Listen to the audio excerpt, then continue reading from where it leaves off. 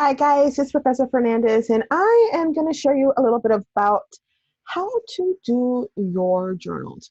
Journals is one of those things that confuses students, especially at the beginning of the semester, but once you get it, you get it. So I'm going to show you a couple of examples of some A journals, like these journals got an A, they did really, really well. And I'm showing you journals from my past students. So I'm going to preface this by saying you may or may not be doing the exact same story or poem or piece that this person is doing. Pretty much every journal follows the exact same formula. And so the goal of the journal is to tie what we've been reading and what we've been discussing in class or in our online class with what's going on in the world. So just a little bit of a recap. You should probably read the directions again and pay specific attention to what you're looking for. Um, in the fall of 2020, when I'm recording this, one of the requirements of the journal is to find an article that's no more than a year old, that is found in the databases. So that means no Google. You cannot Google this, and you have to go into the databases to find it.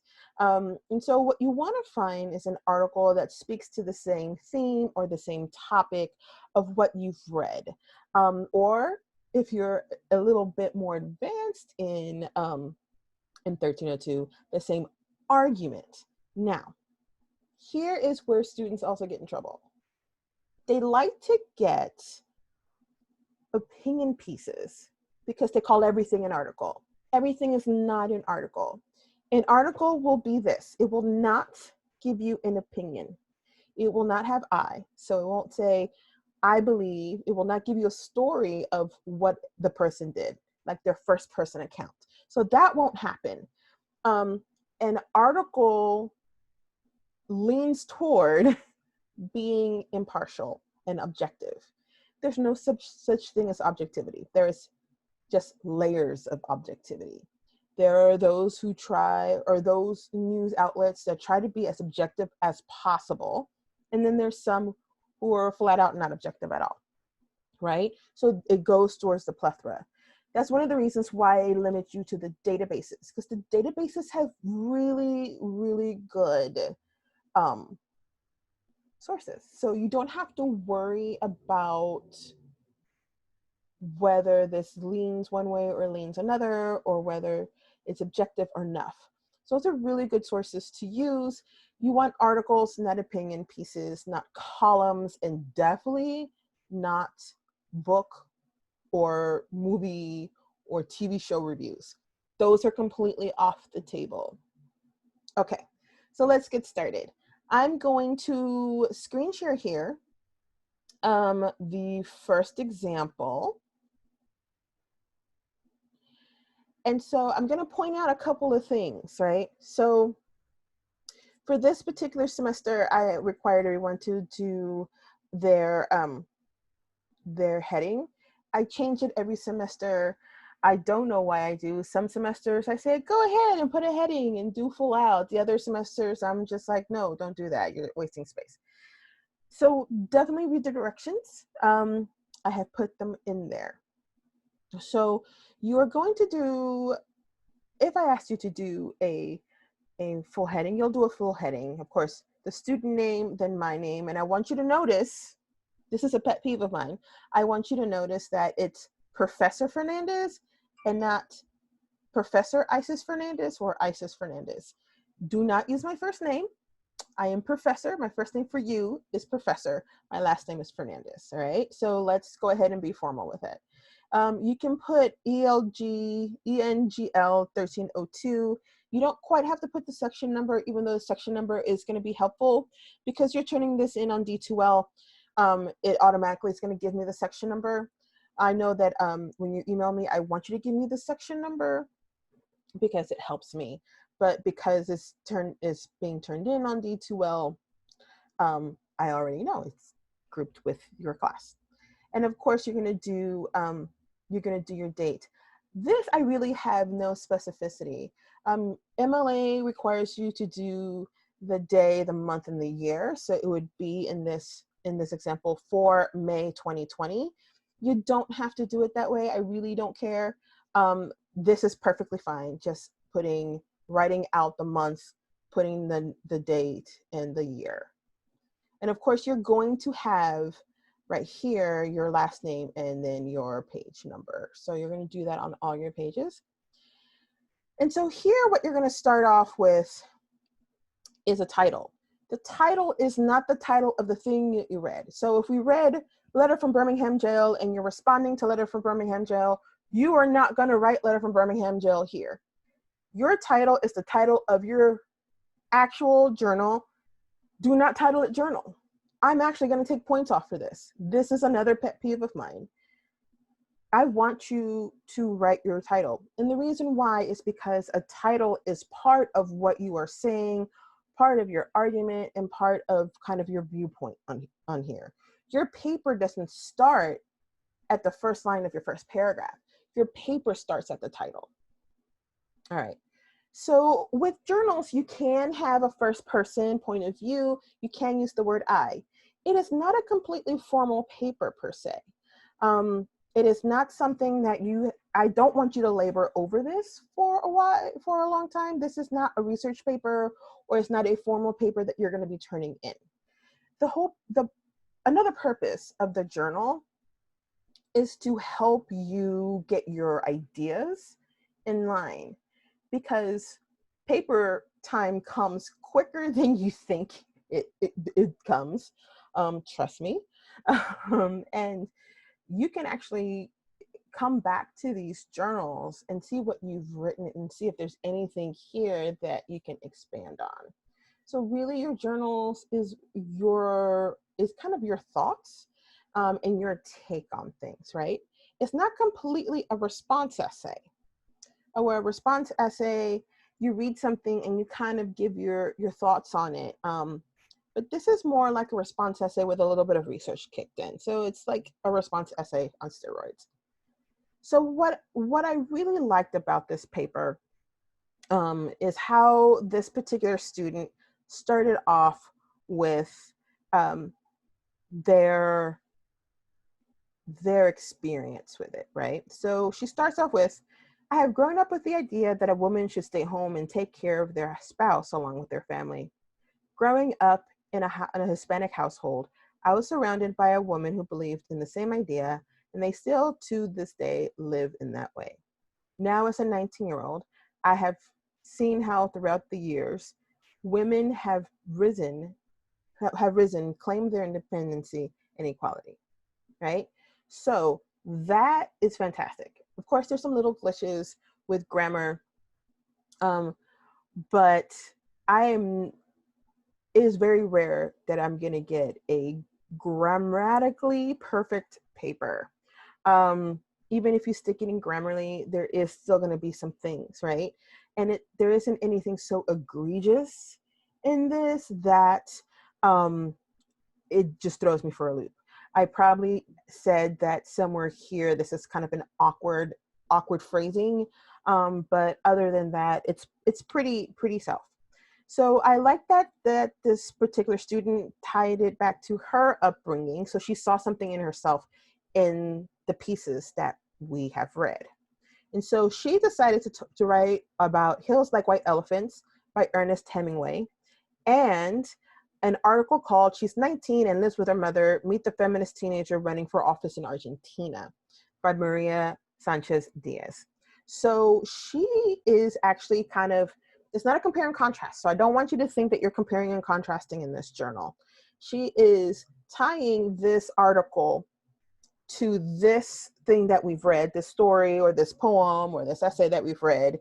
And she's saying that they're both talking about the topic of feminism and masculinity and how they are playing with this idea or talking about this idea, right? So that is what she's saying in this, thesis.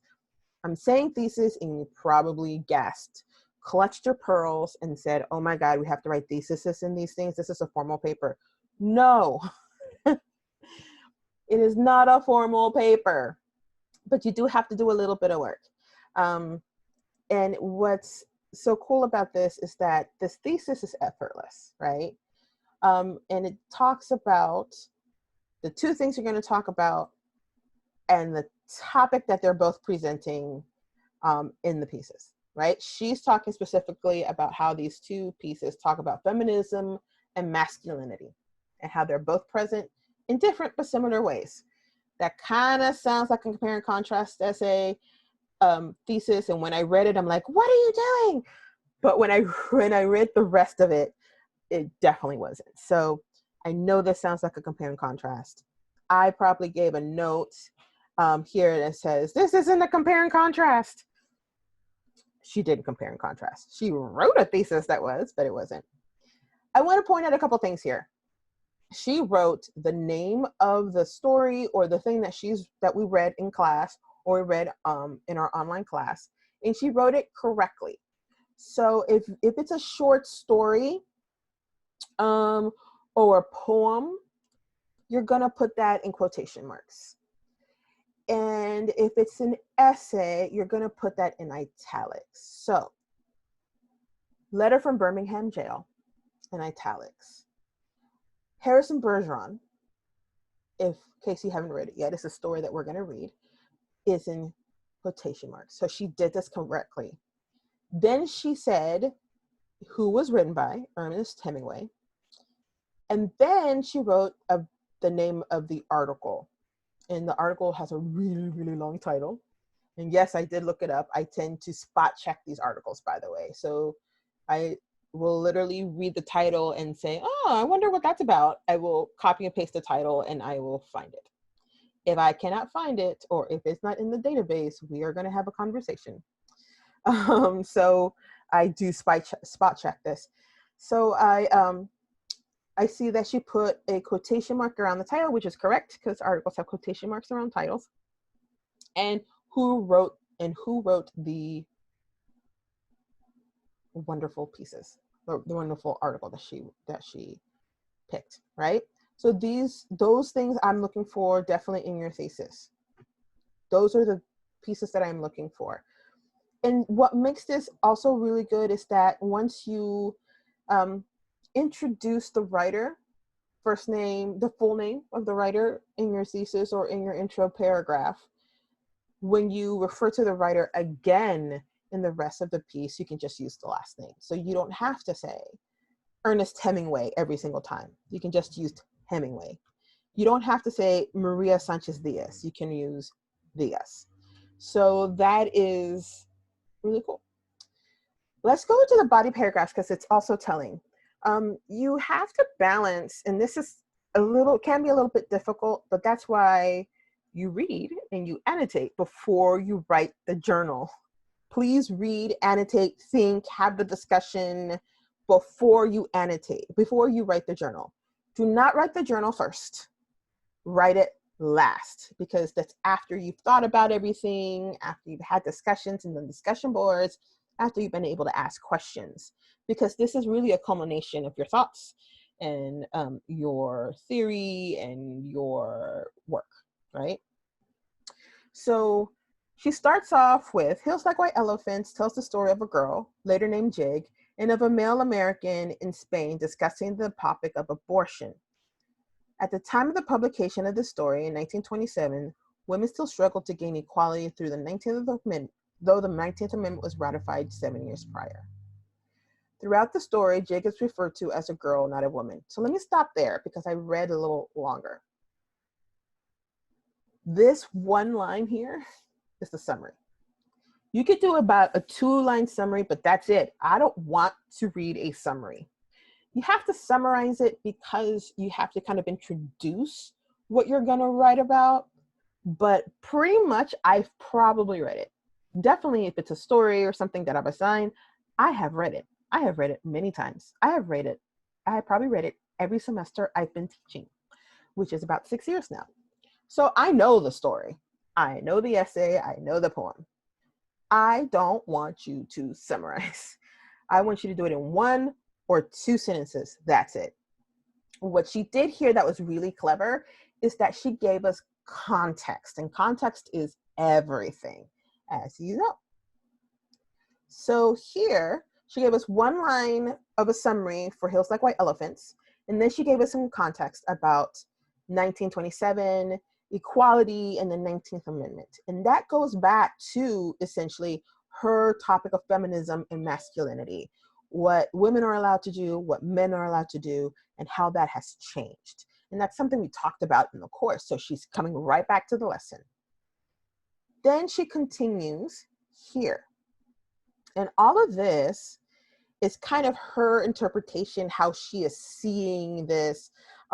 She's almost analyzing it, but not in a way that is like a literary paper.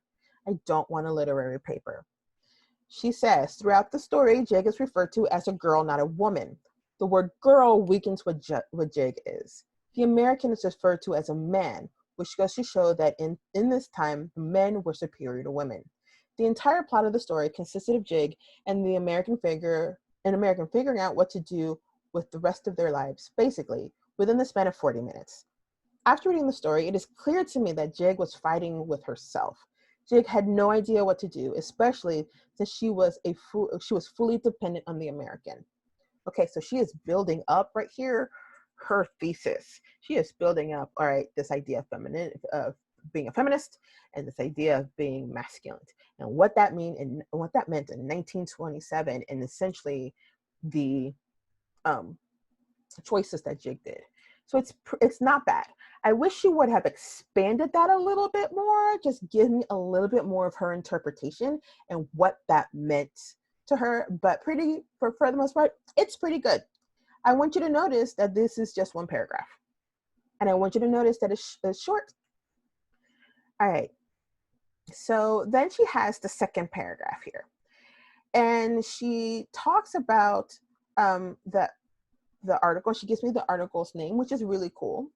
You can also do just the last name of the author here, right? So this was written by Sanchez. So you can say in Sanchez's article, comma, Ophelia Fernandez appears as an educated 19-year-old, right? So you can just cut that down if you need to. She decided to use the title, and that's perfectly fine. So here she's telling us what this article is about. Ophelia Fernandez appears to be an educated 19-year-old who has achieved many goals. Ophelia has been elected the youngest ever student body president of her prestigious Buenos Aires school. And I want you to notice a couple of things here. 1, that's the summary. She is really good at the 1-sentence summary. Fantastic. You can do up to 2 sentences for a summary. That's it.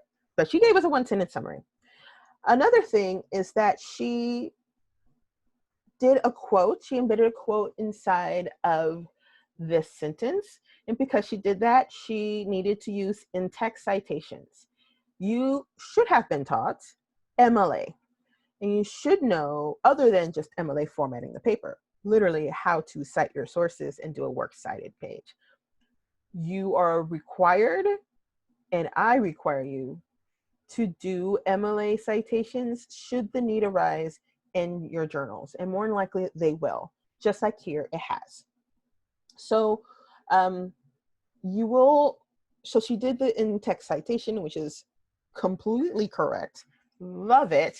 At this point, I was in love with this paper, by the way. So of course it's open parentheses, last name, close parentheses.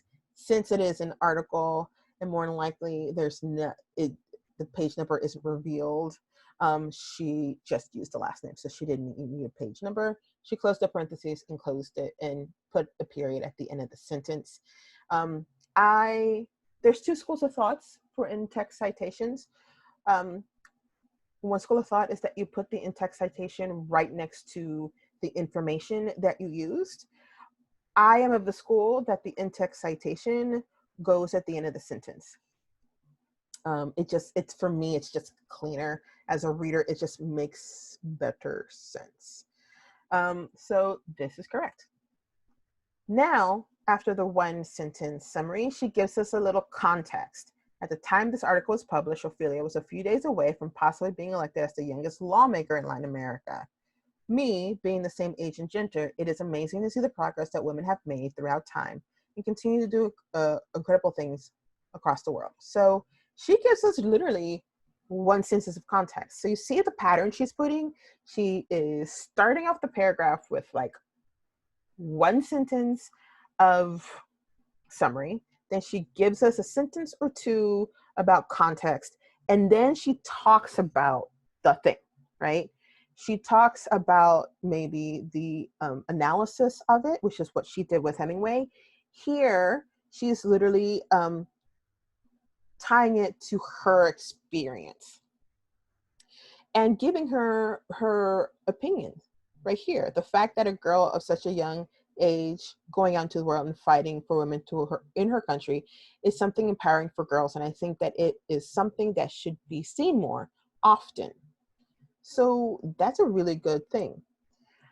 And then she gives her opinion and builds up her argument, and then she's done. This entire paragraph is this long, right? So for the most part, her paragraphs are kind of short. And then she ends with this as her conclusion. After reading both pieces of text, most of my questions revolved around hills like white elephants. One of my main questions is a commonly asked question, which is, what did Jig choose to do? If Jig was a real person and she lived with us now, would she think about the rights that women have in 2020? And I love that she ends her journal with a question. And she ends with a question in the context of the reading that she did with the article that she picked that adds to the story that we read. So that makes a whole lot of sense. What I wish she would have done is I wish she would have put right here another paragraph kind of having both of these pieces talk with one another, just like maybe talk about 1927 women in Hills Like White Elephants, and then talk about 2020 women in Latin America and how things have changed and what this says about masculinity, because she really didn't address it. She talked about it in her thesis, but didn't really address it. And then it ended with the questions, which I think is a really nice touch. So this paper earned an A, did really, really well. And I was in awe of it. So I hope this helped you with the journal. I'm gonna do another video with another sample, a student sample. So that way you guys can get the hang of it. Bye.